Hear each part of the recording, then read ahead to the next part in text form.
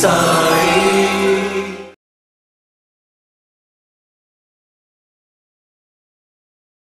బీవీదేవ్ వచ్చాడు పరిగెత్తుకుంటూ. అందరి మధ్యలో బాబా బండ బూతులు తిట్టాడు. అరే బుడ్డే క్యా హోగారే తెరే దమాక్, నన్ను అడగరా నేను చెబుతా, వాణ్ణి విన్ని అడుక్కుంటే ఏమొస్తుందిరా నీకు వెధవా, గుడ్డ పీలికలు దొంగిలిస్తావరా నావి.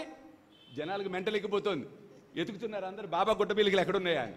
ఈ మనుషుల మనస్తత్వం చూడండి. ఇంకోటి అంటున్నాడు, నేను చూశాను సార్ ఇందాక గుడ్డ పీలికలు ఎత్తుకెళ్ళిపోతున్నాడు అంటే. మానవుడు భ్రమిస్తాడు, వాడికి తెలిసితే నిజం అనుకుంటాడు వాడు. విచిత్రం అది. కానీ బాబా భాష వేరు, బాబా భావన వేరు, బాబా చెబుతోంది వేరు. వాడికి బాబాకి అర్థం, ఇంక మిగతా వాళ్ళకి తెలియదు. బాబా అన్నాడు, రేయ్ గుడ్డ పీలికలు దొంగతనం చేస్తావా, జలతారు షల్లా నీకు కప్పాలనుకుంటే ఇదేరా నీ బుద్ధి. కానీ మనుషులం కదండి పాపం. బీవీదేవ్ తప్పు కూడా కాదది. మాయ మనల్ని అలా భ్రమింప చేస్తూ ఉంటుంది.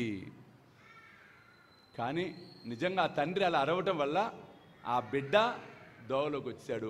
బీవీదేవ్ నిజంగా ఎంతో గొప్ప భక్తుడు అండి, ఎంత గొప్ప భక్తుడు బీవీదేవ్. బీవీదేవ్ కథ కూడా మనం చెప్పుకుందాం సంధ్యాహారతప్పుడు. కాబట్టి ఇక్కడ సాయి సచ్చరిత్రను చూసిన, హారతులు విన్నా, ప్రతిదీ, ప్రతి అక్షరం, ప్రతి పదం అనంతం.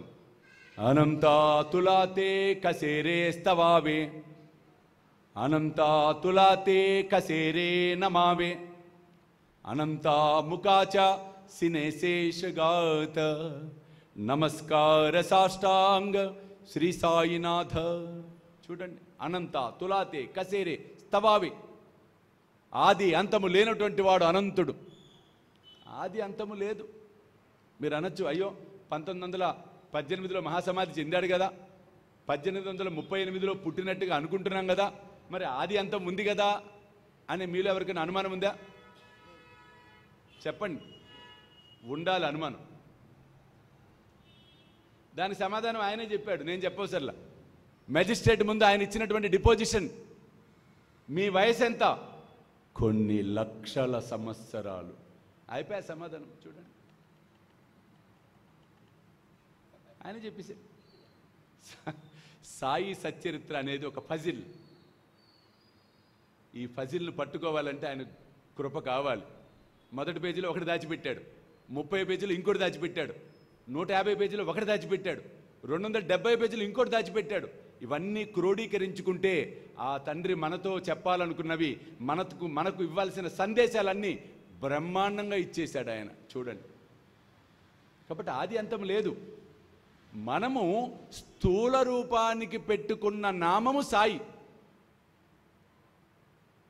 సాయిబాబా, రాముడు, కృష్ణుడు, శ్రీపాద శ్రీవల్లభుడు, దత్తాత్రేయుడు, నృసింహ సరస్వతి స్వామి, అక్కల్కోట్ మహారాజ్, మాణిక్య ప్రభు, పరంపర మొత్తం తీసుకుంటే అందరూ అంతరించిపోయారు. ఎలా అంతరించిపోయారు? దేహపరంగా.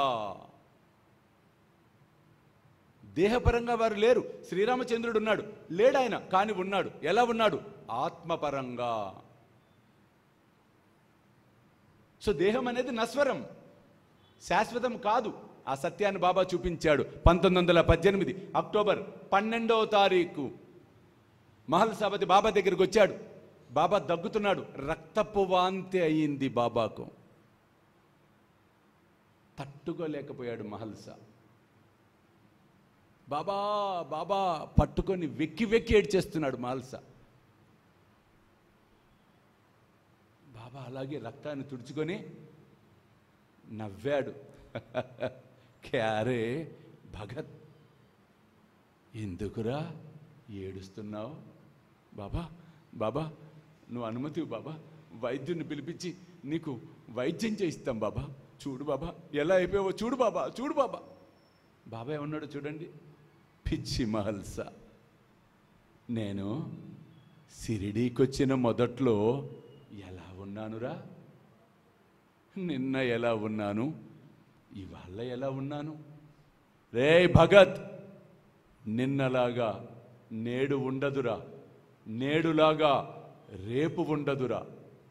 అశాశ్వతమైన ఈ శరీరాన్ని చూసి భ్రమించకు, సత్యమైన నిత్యమైన ఆత్మతత్వాన్ని తెలుసుకో, కానీ నీకొక వరము ఇస్తున్నాలే అన్నాడు బాబా. చూడండి, గొప్ప వరం ఇచ్చాడు బాబా మాల్సాబది. నేను సమాధి చెందిన 10 సంవత్సరాలకు నన్ను చేరుకుంటావు అన్నాడు బాబా.